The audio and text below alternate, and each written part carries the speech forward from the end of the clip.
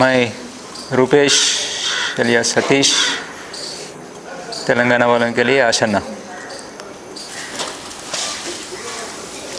ఈ మధ్య మాకు వ్యతిరేకంగా అంటే మేము ఎట్లా బయటకు వచ్చినాం ఏంటి అనేటువంటిది అందరికీ తెలిసిందే. మాకు వ్యతిరేకంగా పార్టీ వైపు నుంచి ఇచ్చినటువంటి ఒక స్టేట్మెంటు, దాంట్లో మా మీద చేసినటువంటి ఆరోపణ, దాని గురించి స్పష్టతని ఇవ్వడం కోసం ఈ వీడియోను మేము తయారు చేసి పంపిస్తున్నాం. మేము ఇక్కడ అందరం కలిసి మేము వచ్చినటువంటి వాళ్ళమంతా ఒకే దగ్గర ఉన్నాం. మొత్తం 210 మందిమి.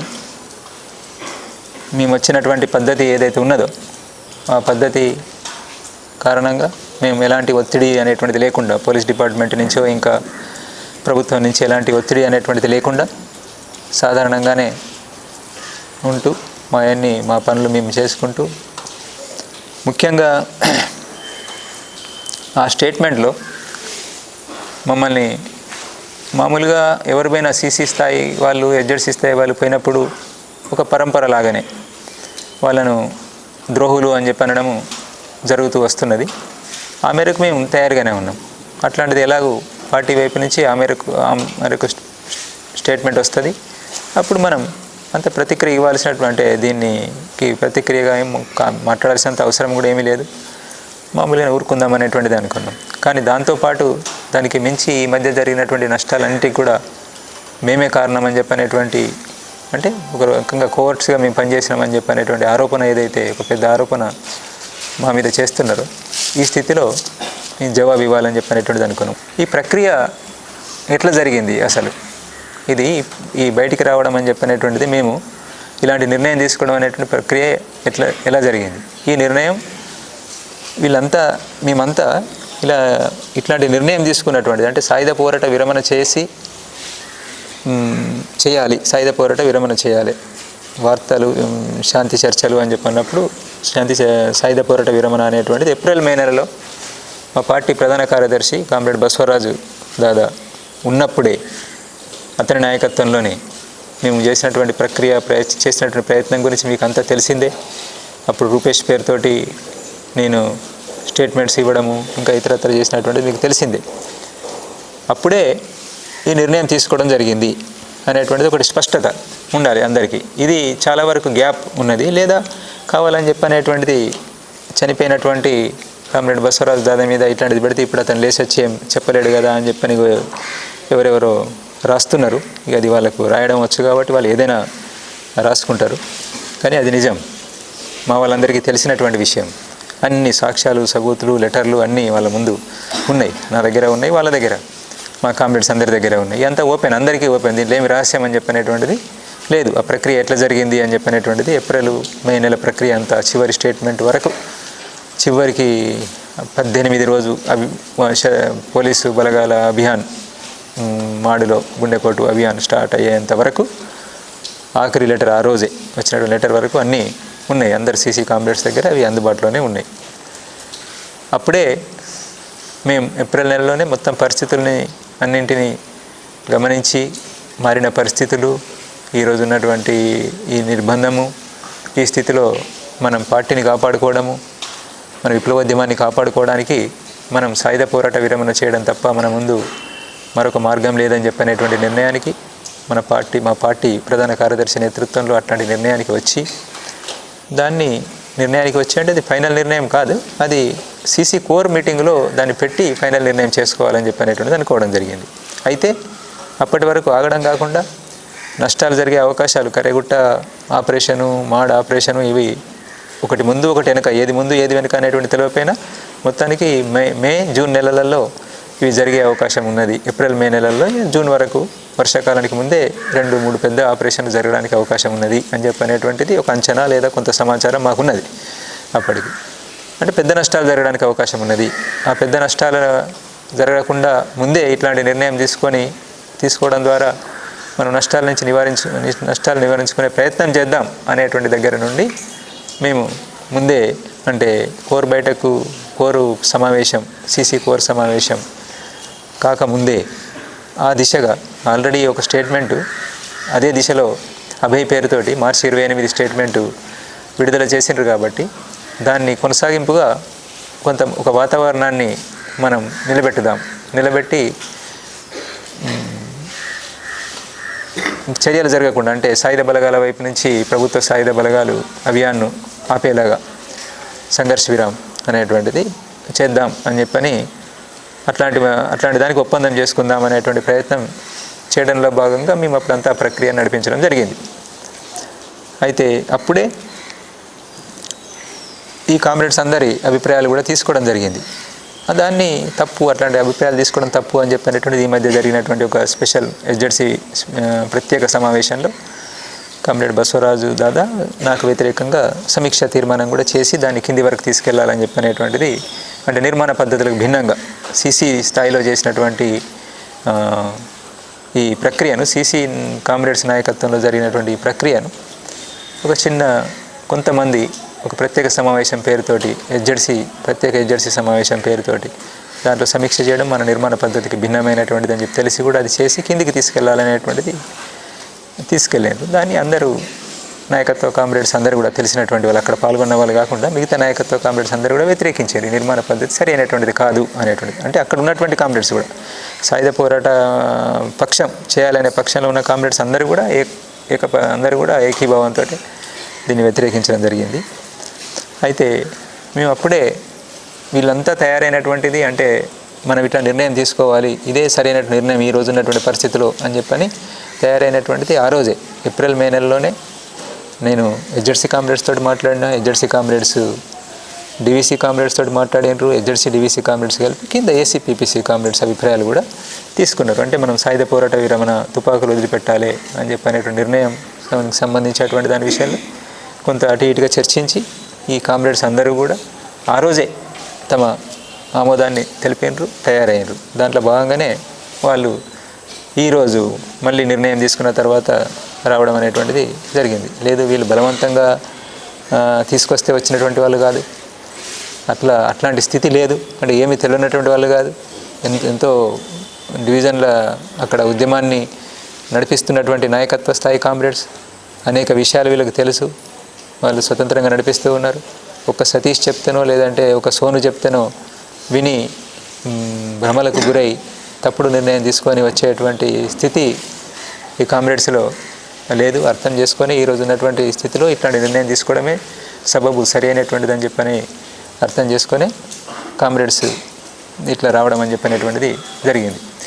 ఈ ప్రక్రియకు సంబంధించినటువంటిది ఇది అందరూ సీసీ కామ్రేడ్స్కి తెలిసినటువంటిది, ఇదేం జరిగింది అని చెప్పనేటువంటిది. కొంత దీన్ని తప్పుగా చేస్తున్నారు, కొంతమంది గ్యాప్ ఉంది. ముఖ్యంగా దక్షిణ వైపు ఉన్నటువంటి కామ్రేడ్స్కి ఈ విషయంలో గ్యాప్ ఉంది. ఏది ఈ నిర్ణయానికి సంబంధించి కామ్రేడ్ బిఆర్ దాదా తీసుకున్నటువంటి నిర్ణయం గురించి ఓకే చెప్పడం జరిగింది. కానీ ఈ నిర్ణయాన్ని తను చివరికి వచ్చేటప్పటికి మే 10వ తారీఖు వచ్చేటప్పటికి తను తీసుకున్నటువంటి నిర్ణయాన్ని తప్పు అని చెప్పని గుర్తించి వెనక్కి తీసుకున్నాడు అనేటువంటిది ఏదైతే చెప్తున్నారో అది సరి అయినటువంటిది కాదు. అది కావాలని చెప్పని అట్లా ఒక అబద్ధం చెప్తున్నారు.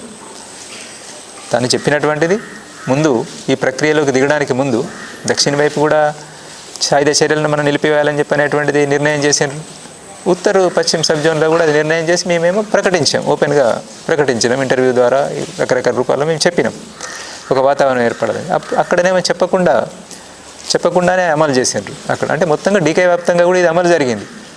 సాయుధ చర్యలను మనం ఆపుకోవాలి అని చెప్పనేటువంటిది డీకే వ్యాప్తంగా కూడా అమలు జరిగింది. కొంతమంది తెలియకపోవచ్చు, ఇది అందరూ సీసీ కామ్రేడ్స్ కలిసి నిర్ణయించినటువంటిదే. అటు వాళ్ళు చొరవ చేసి నిర్ణయించారు, ఇటువైపు ఉన్న వాళ్ళు ఇటువైపు చొరవ చేసి నిర్ణయించారు. దీన్ని ఏదైతే సాయుధ చర్యలు మనం నిలుపుకోవాలని చెప్పి అనుకున్నామో సాయుధ బలగాల మీద, వాటిని అంటే ప్రతిఘటించడం అనేటువంటిది వాళ్ళు సాయుధ బలగాల వైపు నుంచి, ప్రభుత్వం వైపు నుంచి మనకు వ్యతిరేకంగా జరుగుతున్నటువంటి అభియాన్లను, ఆపరేషన్స్ను ఆపే నిర్ణయం ఏది తీసుకోలేదు. కాబట్టి మన ఆత్మరక్షణలో భాగంగా ప్రతిఘటించాలి అని చెప్పనేటువంటిది మళ్ళీ ఒక లెటరు పంపించాలి అనేటువంటిది కామ్రేడ్ బిఆర్ నన్ను గైడ్ చేస్తూ లెటర్ రాసిన. అంతే తప్ప మొత్తంగానే ఈ సాయుధ పోరాట విరమణ అనేటువంటి నిర్ణయమే తప్పు, దాన్ని వెనక్కి తీసుకుంటున్నాం అని చెప్పనేటువంటిది కాదు. దానికి కావాల్సినంత సాక్ష్యాలు మన దగ్గర ఉన్నాయి. మన సీసీ కామ్రేడ్స్ని అడిగి మీరు చూడండి, అందరి దగ్గర ఉంటాయి. నేను ఎస్జెడ్సీ కామ్రేడ్స్కి చెప్తున్నా, సీసీ కామ్రేడ్స్ కొంతమంది తెలియకపోతే వాళ్ళు కూడా చూడండి. సీసీ కామ్రేడ్స్కి తెలుసు, మాకు అందుబాటులో ఉన్న కామ్రేడ్కు తెలుసు, తన దగ్గర ఇంకా చాలా వివరాలు ఉంటాయి. అయితే అక్కడ మనం చెప్తున్నటువంటిది ఆ సమయంలో ఒకటి కోర్ సమావేశం కోసం మనం ప్రభుత్వాన్ని అప్పీల్ చేసినాం. ఒక నెల రోజుల సమయం ఇస్తే మేము కోర్ సమావేశం జరుపుకుంటామని చెప్పి ఒక ముఖ్యమైనటువంటి కీలకమైనటువంటి లెటర్ కామ్రేడ్ బిఆర్ దాదా రాసి అక్కడ ఉన్నటువంటి పీబీ మెంబరు, డీకేలోనే ఉన్నటువంటి పీబీ మెంబర్ కామ్రేడ్ దేవ్జీకి, ఆ సీసీ మెంబర్స్కు లెటర్ పంపించడం జరిగింది. ఆ తర్వాత అదొక లెటరు. దాని తర్వాత నాతోటి మేము కొంత దూరంగా ఉండి ఇదంతా చేస్తున్న క్రమంలో నేను తనకు దాదాకు లెటర్ రాయడం, దాదా అక్కడి నుండి నాకు లెటర్స్ పంపించడం అని చెప్పినటువంటి ఆ లెటర్స్ అన్నీ కూడా సీసీ కామ్రేడ్స్ ముందు ఉన్నాయి. చివరి లెటరు మే 18వ తారీఖు ఆపరేషన్ అంటే గుండెకోటు అభియాను స్టార్ట్ అయ్యేటువంటి టైంకు ఒక 2 గంటల ముందు 3 గంటల ముందు ఆ లెటర్ను బయటికి పంపించిన తర్వాత అభియాన్ స్టార్ట్ అయింది, ఆపరేషన్ స్టార్ట్ అయింది.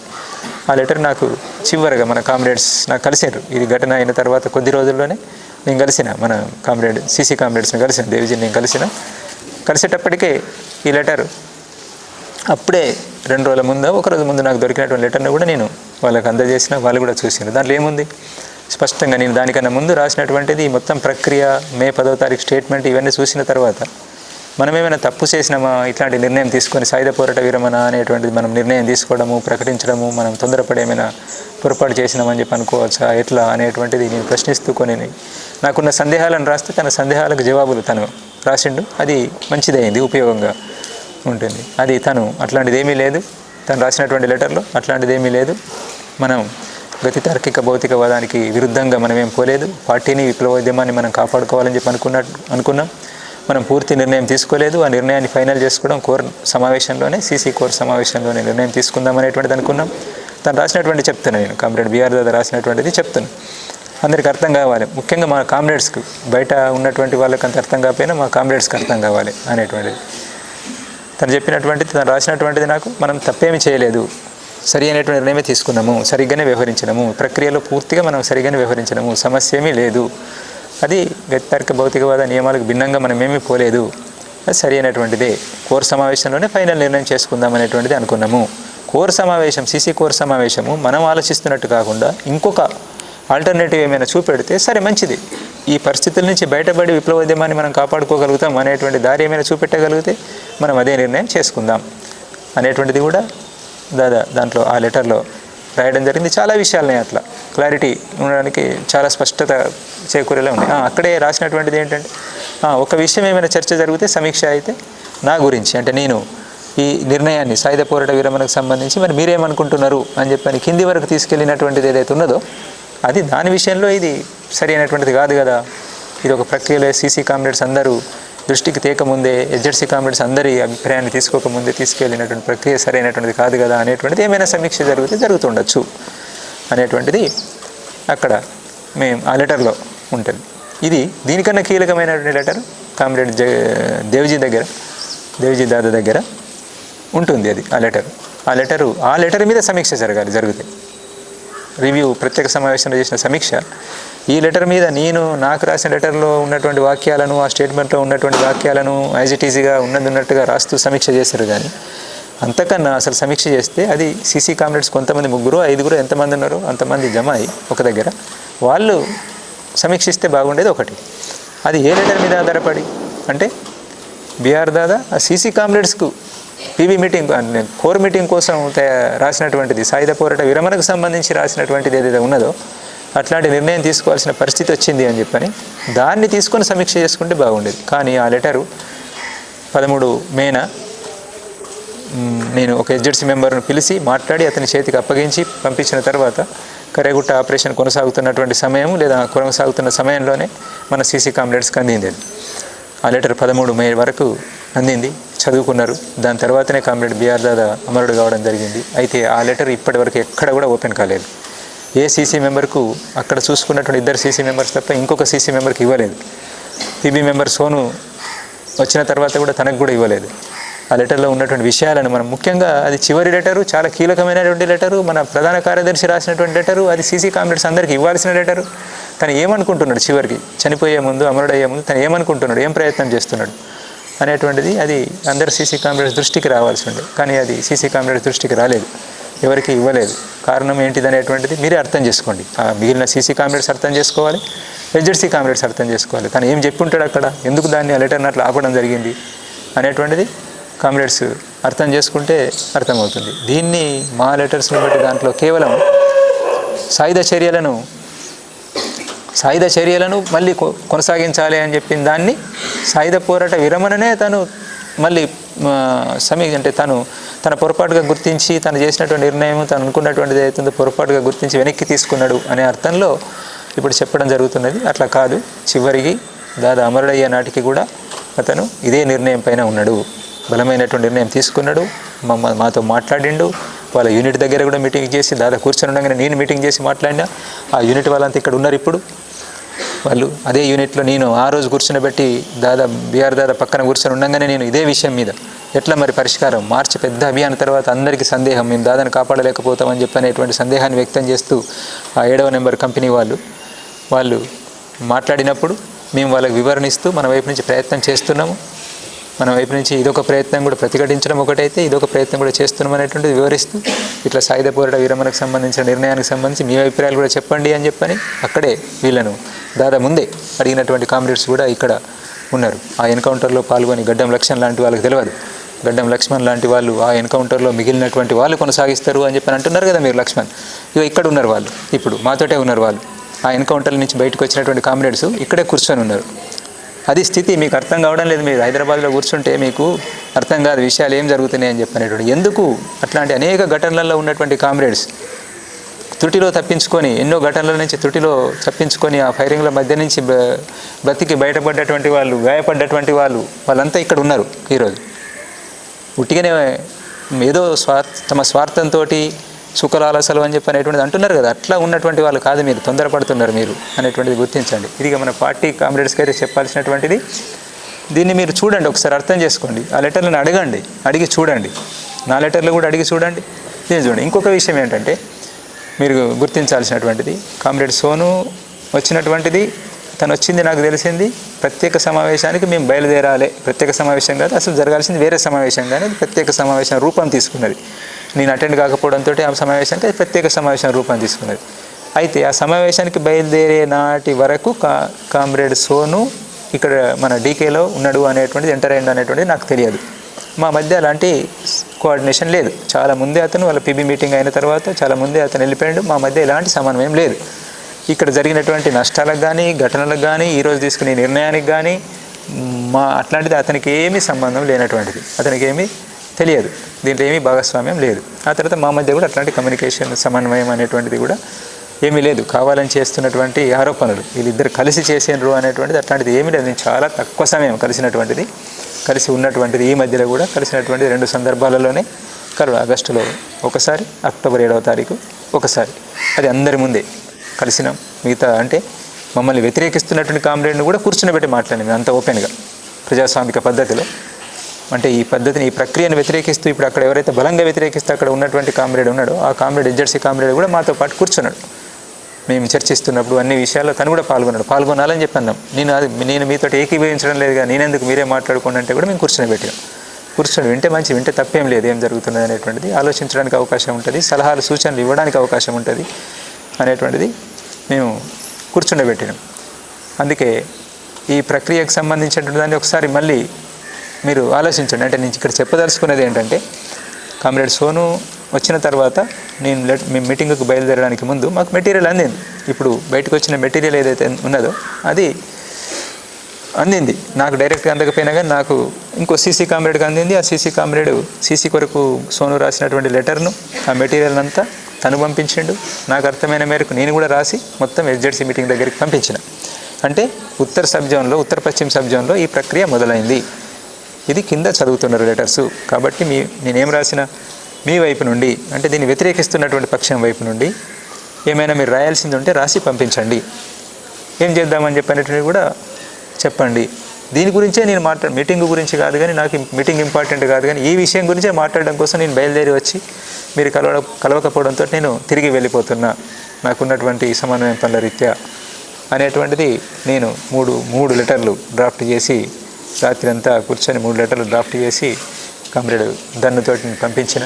అది అక్కడ ఆ మీటింగ్లో చెప్పలేదు, ఆ లెటర్లో ఉన్న ఈ విషయాలు. అసలు ఈ సోను దాదా రావడం అనేటువంటిది, ఈ ప్రక్రియ మొదలైందని చెప్పనేటువంటిది, ఇట్లాంటివి కొన్ని ఉన్నాయని చెప్పనేటువంటిది, డీకేలోనే ఇలాంటి ప్రక్రియ జరుగుతున్నది అనేటువంటిది, డీకేహెచ్జెడ్సీ మీటింగే అది, డీకేహెచ్జెడ్సీ ప్రత్యేక సమావేశం. కానీ ఆ డీకేహెచ్జెడ్సీ మెంబర్స్కే చెప్పలేదు.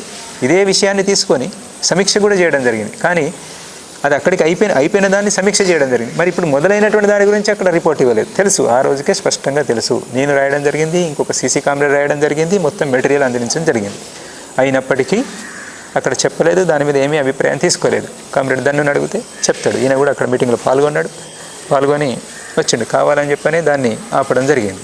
చాలా విషయాలు నా లెటర్లు కనుక అక్కడ చదివితే హెచ్జెడ్సీ మీటింగ్లో చాలా విషయాలు హెచ్జెడ్సీ కామ్రేడ్స్ దృష్టికి వచ్చేటువంటి, వాళ్ళు ఆలోచించడానికి అవకాశం ఉండేది. మేము ఎక్కడ కూడా తప్పలేదు, పద్ధతి ప్రకారంగానే పోవడం కోసం ప్రయత్నం చేసాం. ఇంకా చివరి విషయం, మేము ఎవరి అనుమతి తీసుకోకుండా పెట్టకుండా బయటకు వచ్చేసినామని చెప్పనేటువంటిది, అది కూడా పూర్తిగా కరెక్ట్ కాదు.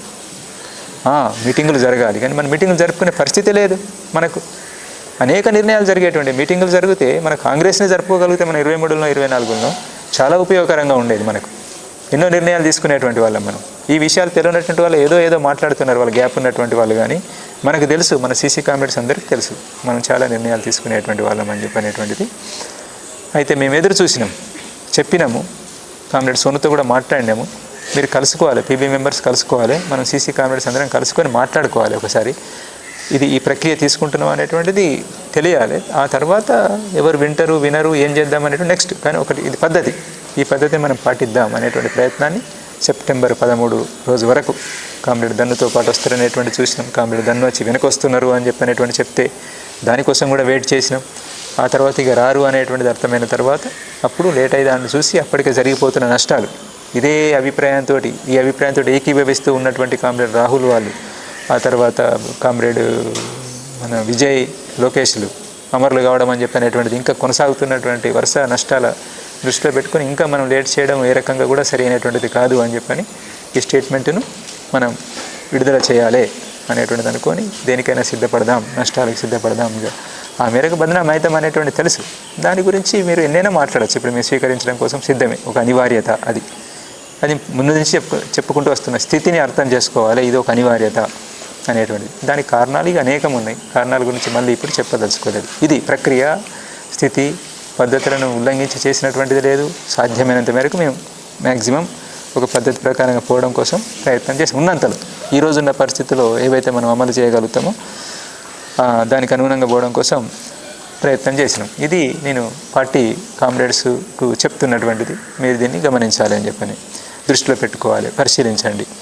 గద్దారులు అని చెప్పనేటువంటి, ద్రోహులు అని చెప్పనేటువంటి వరకు సరే అంటారు. ఇక విప్లవానికి ఇట్లా రావడం ద్వారా కలిగేటువంటి నష్టము అనేటువంటిది వేరు అభిప్రాయాలు ఉంటాయి. మేము ఒకటి ఆలోచిస్తున్నాం, వాళ్ళు ఒకటి ఆలోచిస్తున్నారు, ఓకే అనొచ్చు. కానీ దానికి మించి కోవట్టులు అని చెప్పనేటువంటి ఆరోపణ ఏదైతే చేస్తున్నారో అది సరైనటువంటిది కాదు. మా ఆచరణ ఏంటి ఇంతకాలంలో, మరి దేన్ని ఆశించి ఇట్లా తయారైనాం మేము? మరి ఇంత ఆచరణ అంతా వదిలిపెట్టి ఏ స్వార్థం మాకు ఈరోజు చివరి సమయంలో వచ్చింది ఇక్కడికి, అంత స్వార్థం అనేటువంటిది గమనించండి.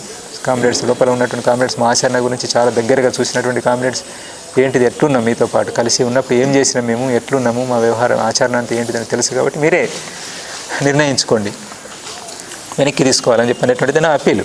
అంటే మీరు డైరెక్ట్గా శబ్దాన్ని ఉపయోగించలేదా, శబ్దాన్ని డైరెక్ట్ ఉపయోగించకపోయినా అది ఆ ధ్వని వ్యక్తమవుతున్నది.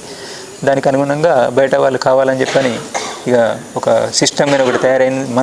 మన పార్టీకి ఒక సిస్టంగానే బయట మనం ఏదంటే అది తానా అంటే తందానా అనేలాగా తయారైనటువంటి వాళ్ళు ఎవరైతే ఉన్నారో వాళ్ళు మాట్లాడుతున్నారు కదా, వాళ్ళు వెనక్కి తగ్గాలంటే మీరు మాట్లాడాల్సి ఉంటుంది. దాన్ని వెనక్కి తీసుకుంటే బాగుంటుంది అని చెప్పినటువంటిది నేను అప్పీల్ చేస్తున్నాను. ఇదొకటి. దాని తర్వాత ఈ ప్రజాస్వామికవాదుల పేరు మీద, మానవ హక్కుల సంఘం పేరు మీద ఉన్నటువంటి వాళ్ళు, మీరు ఎందుకు తొందరపడుతున్నారు, ఎందుకు తొందరపడి ఇట్లాంటి ఆరోపణలు చేస్తున్నారు? మీరు పౌర హక్కుల సంఘాల వాళ్ళు కదా, పౌర హక్కుల సంఘాల వాళ్ళు ఏ నిర్ధారణ లేకుండా మాట్లాడడం సరైనటువంటిదేనా? మేము అందుబాటులో ఉన్నాం కదా, మమ్మల్ని కలవండి, మీరు ఫస్ట్ వీళ్ళందరినీ కలవండి, కలిసి నిర్ధారణ చేసుకోండి, అక్కడ ప్రజలను కలవండి, మేము ఉన్నటువంటి ప్రాంతంలో ఉన్నటువంటి ప్రజలను కలవండి, మేము ఎట్లా బ్రతికినాం అనేటువంటిది కదా మీ ప్రశ్న. అందరు చనిపోతారు, మరి ఈయన ఎట్లా బ్రతికిండని కదా మీ ప్రశ్న. అడగండి, అడిగితే చెప్తారు. ఈయన ఎట్లా బ్రతికిండని చెప్పనేటువంటిది, ఎవరు బ్రతికించుకున్నారు అనేటువంటిది, ఏ ప్రమాదాలకి వెళ్ళి బయటపడ్డాడు అనేటువంటిది వాళ్ళే చెప్తారు మీకు. అందరు కూడా, ఈ అందరు కామ్రేడ్స్ గురించి కూడా చెప్తారు. మీరు ఒక ప్రక్రియను తీసుకోండి. మీరు తొందరపడి మాట్లాడకండి. గడ్డం లక్ష్మణ్ గారు, మీరు తొందరపడి మాట్లాడకండి. మీరు పౌర హక్కుల సంఘం వాళ్ళుగా మిమ్మల్ని కలవడం కోసం సిద్ధం. మిమ్మల్ని గౌరవిస్తున్నాం, మేము ముందు నుండి గౌరవిస్తూ వస్తున్నాం, ఈరోజు గౌరవిస్తున్నాం. మేము మంచులు దొరుకుతాయి కదా అని చెప్పని, స్టేజ్లు దొరుకుతాయి కదా, అనుకూల వాతావరణం ఉన్నది కదా అనేటువంటి దగ్గర నుంచి ఎట్లా అంటే అట్లా మాట్లాడడం సరి అయిన విధంగా ఉండదు. మీలాగా మేము సైద్ధాంతికంగా చర్చించలేకపోవచ్చు ఆ స్థాయిలో, కానీ వాస్తవాల మీద ఆధారపడి ఉండాలి. మీరు చేస్తున్న పని ఏంటిది, పౌర హక్కుల సంఘం మీరు చేయాల్సినటువంటి ఏంటిది, మీ పరిధి ఏంటిది, మీరు ఏం మాట్లాడుతున్నారు, ఇంటర్నల్ విషయాల్లోకి వచ్చి మాట్లాడుతున్నారు. సరే మాట్లాడండి, ఇంటర్నల్ విషయాలే మాట్లాడండి, కానీ రండి, మీరు కలవండి, చూడండి, సాక్షి ఏంటిది, ఏం జరిగిందని తెలుసుకొని ఒక నిర్ధారణకు వచ్చి అప్పుడు మాట్లాడండి. రెండు పక్షాలు, వేరువేరు పక్షాల వాళ్ళు కలిసి రండి, ఒక టీమ్గా రండి. దానికి ఏర్పాటు మేము చేస్తాం, తప్పకుండా ఏర్పాటు చేస్తాం, అనుమతి తీసుకుంటాం, మీకు అనుమతి ఇస్తాం, కలుస్తాం. ఇది దృష్టిలో పెట్టుకోండి. ఆ ఆరోపణ కోవర్ట్స్ అని చెప్పిన ఆరోపణకు సంబంధించినటువంటిది ఇంకొంత విషయాలు తెలుసుకుంటే బాగుంటుంది అనేటువంటిది నేను చెప్పేటువంటిది. ఈ అందరికీ కూడా అంటే పార్టీకి నేను చెప్తున్నటువంటిది, మా పార్టీ కామ్రేడ్స్కి చెప్పేది అంటే, ఈరోజు ఉన్నటువంటి ఈ మనకు పూర్తి ప్రతికూలతలు ఉన్నటువంటి స్థితిలో మనం చేసినటువంటి ఈ ప్రతికూలతలు ఎక్కడి నుండి వచ్చినాయి అంటే, మనం చేసిన పొరపాట్ల కారణంగా, మన సీసీ, మన ఎస్జెడ్సీ, మనమంతా చేసిన పొరపాట్ల కారణంగా, మార్పులను గమనించకుండా, మనం సకాలంలో సరైన నిర్ణయాలు తీసుకోకుండా, నిర్ణయాలను చాలా ఆలస్యంగా తీసుకున్నటువంటి వాటిని చివరికి మొత్తం మన కాళ్ళు చేతులు కట్టివేయబడ్డట్టు అయిన తర్వాత మనం ఏదో చేయాలని చెప్పి తీసుకొచ్చి రాసుకొని వాటిని అమలు చేయలేనటువంటి స్థితి, ఆ స్థితిలో మనం ఇన్ని నష్టాలకు గురి కావాల్సి వచ్చింది. రేపు జరగబోయే నష్టాల గురించి కూడా మనకు అందరికీ ఒక అంచనా ఉంది. దీంట్లో ఎవరికి అనుమానం అనేది లేదు. కొంత ఎక్కువ తక్కువ, కొంత సమయానికి సంబంధించినటువంటి తేడా ఉండొచ్చు, కానీ మనకైతే తెలుసు. బయటి వాళ్ళకి తెలియదు, అది వాళ్ళకి అర్థం కావడం లేదు. వాళ్ళని వదిలిపెట్టేద్దాం, వాళ్ళని పక్కన పెట్టుదాం. కానీ మనకు తెలుసు, మనం చర్చించుకున్నాం, అందరం కూర్చొని చర్చించుకున్నాం, అభిప్రాయాలు పంచుకున్నాం, మనం ఏం చేద్దామనేటువంటి ఆలోచించినాం. అన్నిట్లో మేము భాగమైన మీతో పాటు అక్కడెక్కడ గంభీరంగానే, సీరియస్గానే, వేరే దురుద్దేశము, దుర్బుద్ధి ఎట్లాంటిది ఏమీ లేకుండా స్పష్టతతోటే మనం అన్నీ మాట్లాడుకున్నాం. కాబట్టి ఇప్పటికి కూడా అదే స్థితి ఉంది. కాబట్టి ఏం చేద్దాం ఇప్పటికి కూడా అనేటువంటిది ఆలోచించండి. మాలో విప్లవతత్వం ఇప్పటికీ ఉన్నది. మేమేం పూర్తిగా దిగజారిపోయి వ్యవహరించడం లేదు. అందుకే ఏం చేయగలుగుతాం మేము కూడా ప్రక్రియలో భాగస్వామ్యం ఏమైనా చేయగలుగుతామా? కామ్రేడ్ బిఆర్ దాదా ఉండంగా చేసినటువంటి ఆ ప్రక్రియను మరి ఇప్పుడు ఒక వాతావరణం ఏర్పడ్డది కాబట్టి కేంద్ర ప్రభుత్వం మీద ఏమైనా మనం ఒత్తిడి తీసుకురాగలుగుతామా? దీనికోసం ప్రయత్నం చేద్దాం. ఆ ప్రజాస్వామికవాదులు అనేటువంటి మన టీం ఏదైతే ఉందో వాళ్ళు చేయరు, వాళ్ళకు అది చేయాలనేటువంటిది లేదు, అది ఆ నిజాయితీ లేదు. మనం పార్టీ వైపు నుండే చేద్దాం. ఇంకెవరైనా సహకరించేటువంటి వాళ్ళు ఉంటే వాళ్ళ మద్దతు తీసుకుందాం. అట్లాంటిది ఏమైనా ఉంటే ఆలోచించండి. మీరు ఆలోచించి మీరే చేయండి. మమ్మల్ని నమ్మకపోతే ఇట్లాంటి దాన్ని ఎట్లా మేము నమ్ముతామని చెప్పి అనుకుంటే మీరే చేసినా పర్వాలేదు, కలిసి చేసినా పర్వాలేదు. ఇంకేదైనా స్పష్టత కావాలని చెప్పంటే నేను భయపడేది లేదు. దేనికి ఎక్కడికి రమ్మన్నా నేను వచ్చి కలవడం కోసం సిద్ధంగానే ఉన్నాను. పార్టీని కూడా నన్ను ఎక్కడికి పిలిచినా స్పష్టత కోసమైనా ఇంకా దేనికోసమైనా కలవడం కోసం సిద్ధమే. తప్పు చేయలేదు, మేము ఎలాంటి తప్పు చేయలేదు కాబట్టి మేము భయపడేటువంటిది ఏమీ లేదు. ఇది దృష్టిలో పెట్టుకొని మీరు ఆలోచించాలని చెప్పనేటువంటిది నేను అందరినీ కోరుతున్నాను. అట్నే ఇది ఏదైతే స్టేట్మెంట్లో అట్లా మాట్లాడినరో దాన్ని ముఖ్యంగా మేము ఈ నష్టాలకు మేము కారణం అని చెప్పనేటువంటిది ఏదైతే ఉన్నదో అది మీకు తెలుసు. ఒక్కసారి ఆలోచించుకుంటే మీకు అర్థమవుతుంది. కాబట్టి దాన్ని ఒకసారి ఆలోచించి దాన్ని వెనక్కి తీసుకుంటే బాగుంటుందని చెప్పనేటువంటిది మా అప్పీల్. అంతే. మీరు తీసుకోరా అని చెప్పనేటువంటిది మీకే వదిలేస్తాం.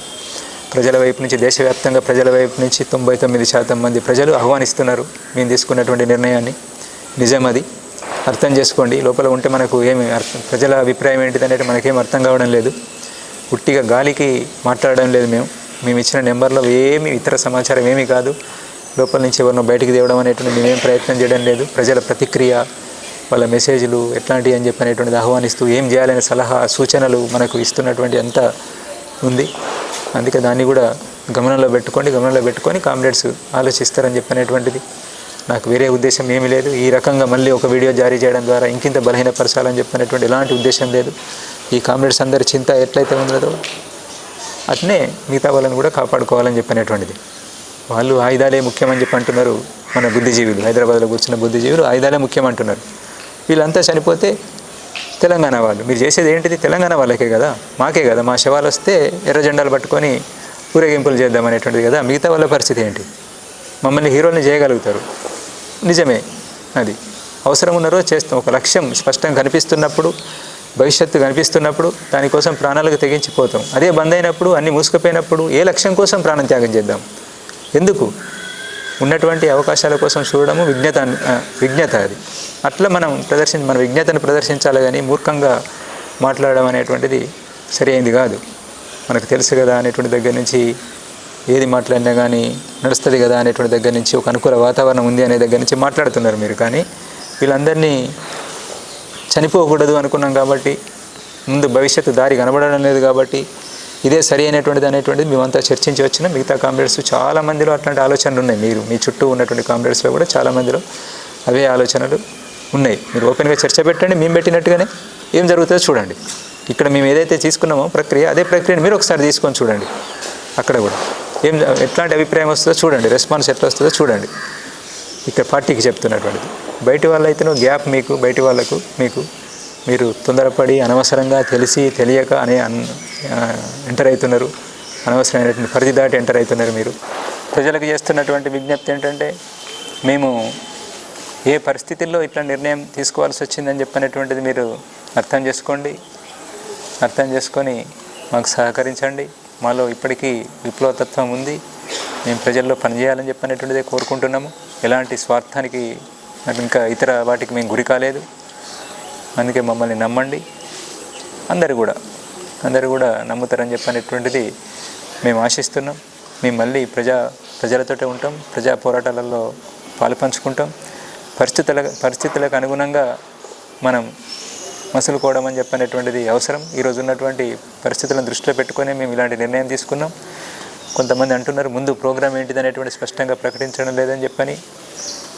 ముందు ప్రోగ్రాంని ప్రకటించుకునే అట్లాంటి స్థితి కూడా లేదనేటువంటిది గమనించాలి, మీరు గమనంలో పెట్టుకోవాలి. పరిస్థితులను బట్టే ముందుకు పోదామని చెప్పనేటువంటిదే మేము అనుకున్నాం. ఇంకా మేము చర్చించుకోవాల్సినటువంటిది ఉన్నది. పెద్ద పథకాన్ని వేసుకొని చాలా స్పష్ట భవిష్యత్తు ప్లాన్ను వేసుకోవడం అని చెప్పనేటువంటిది ఇంకా జరగలేదు. అనేక సలహాలు, సూచనలు వస్తున్నాయి. బయట ఎంతోమంది అట్లాంటివి ప్రజాస్వామికవాదులు మనల్ని కోరుకుంటున్నటువంటి వాళ్ళు తమ విలువైనటువంటి సలహాలు, సూచనలు ఇస్తున్నారు. వాటన్నిటిని తీసుకొని ముందుకు పోవడానికి అవకాశం ఉంది అని చెప్పినటువంటి విశ్వాసం మాలో ఉంది. దాని ప్రకారంగా మేము ముందుకెళ్తాం. అట్లా అందరి సహకారం ఉంటుందని చెప్పని ఆశిస్తూ దీన్ని ఇంతటితో ముగిస్తున్నాం.